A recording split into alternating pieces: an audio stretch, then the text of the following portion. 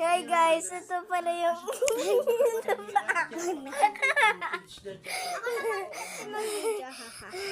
Yun guys, ito po yung pinatayan ko ng ilaw sa may CR.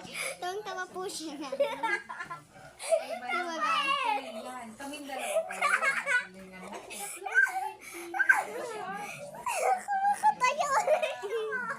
Dito siya makatayo guys. Okay ka lang. Kala? Hindi ako makastop eh. Ah? Hindi ako stop. Tawang-tawa? Tawang-tawa? Tawang-tawa daw siya. Wala tabi. Halata naman diba? Hindi tawang-tawa. Uututan kita eh. Ano? Uututan ko siya guys. Talaga ba, Shermy? Kilala mo ba yun, si Shermy? Ay, hindi. Ako napapanood ko lang yun minsan. Ay! Aray ko! Ay, wag mo ko itulak! Montog ako! Talaga ba?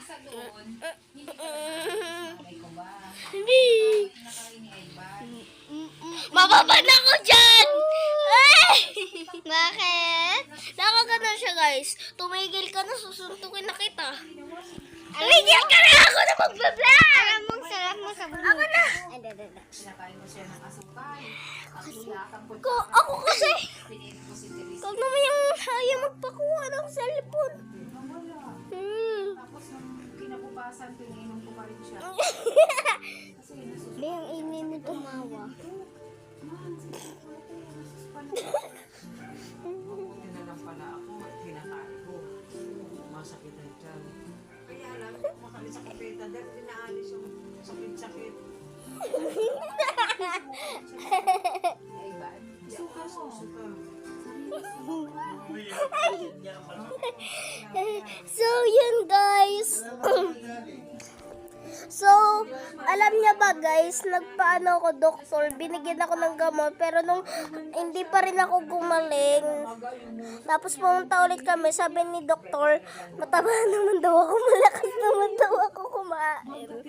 Hindi daw ba ako nilalagnat? Hindi naman daw. Pero pag pinawisan ako, nauubo ako guys, kaya sobrang init eh. Ano nga, sa kanila nakatatak yung antique fan eh. Yung guys, tawang-tawa siya, diba? Bye! Uy, alis na ako. Babay na ako. Babay na. Bye-bye. Aray ko!